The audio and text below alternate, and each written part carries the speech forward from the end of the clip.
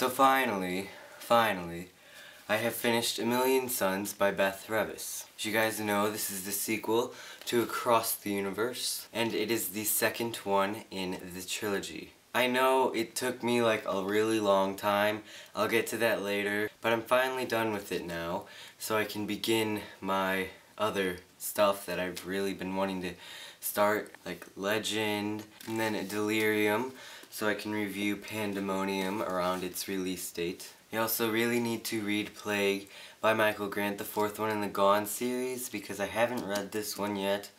I know, it's all in preparation for Fear by Michael Grant. Yes, I have it. Like 2 months early. Yeah. So let's get on to the review of A Million Suns by BETH REVIS. I'm very sorry to say, if you haven't read Across the Universe yet, I recommend doing so, but you cannot watch this video. I feel bad, yes, but it's Million Suns time. So, Across the Universe fans, stay with me. Non-readers of it, then I think you have something to do now. You could check out my review of Across the Universe right here, if you really want to.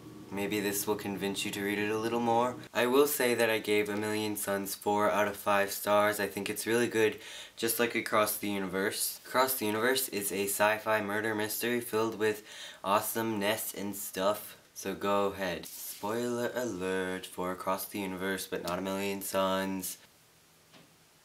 Are they gone? I think they're gone.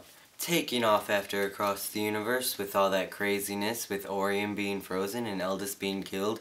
What? The feeders are now off of Sidus, and craziness is ensuing on the ship Godspeed. No one trusts anyone. People are dying. Murders, killings. Big difference. Suicide, chaos, human nature. And basically no one trusts Elder anymore. They think he has some big evil scheme. Very, very frustrating for him.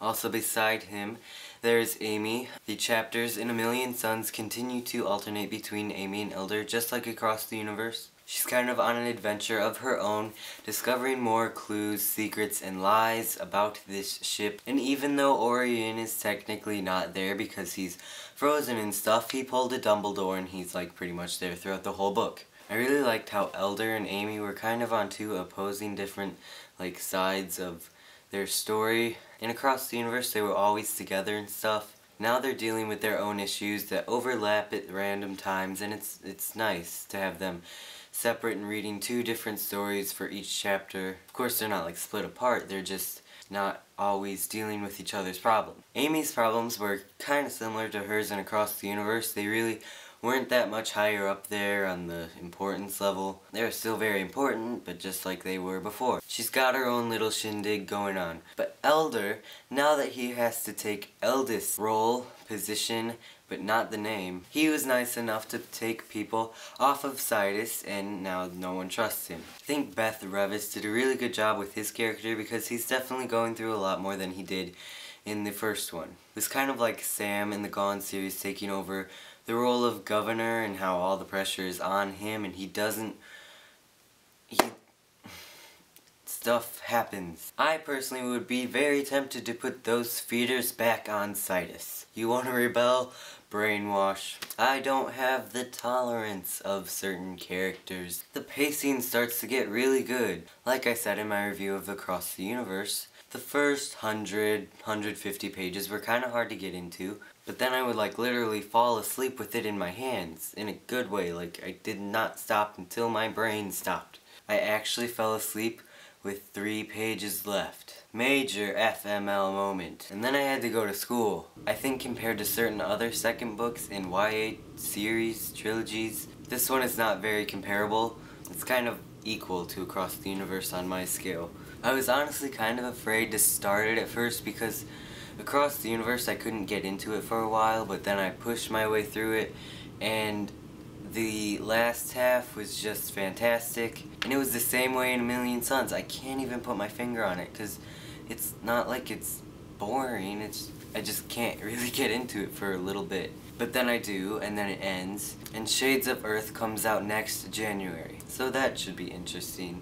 There were lots of really good plot twists, There was like 4 or 5 split up everywhere. There's also no reversible cover like there was in Across the Universe. In Across the Universe there was a spaceship of Godspeed, diagram, blueprints, so that's a bit disappointing, but oh well. Overall, I give A Million Suns by BETH REVIS a 4 out of 5 stars. I really like this series. I just have a hard time getting into it for a little bit and then it really starts getting good. So if you haven't picked up the sequel yet, please do. I will see you next week with my review of Legend by Marie Lu. And then I will have my Percy Jackson video thing, and then I will do other stuff. I also am back on Fridays on my other channel. If you don't know, that is Marvin8479, and you can find it right here. I will also put a link in the description, and it has been in my other channel's box on my channel forever. So I don't know if you only want to hear me talk about this stuff, that's cool, but you can go over to that channel.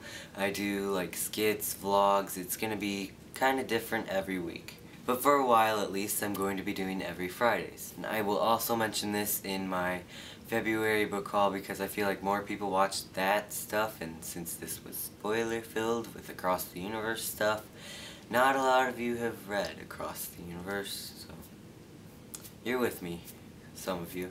People who haven't read Across the Universe, like what the heck. So let me know what you thought of Across the Universe or A Million Suns, or just say anything. Leave a comment, and I will see you guys next week. Bye.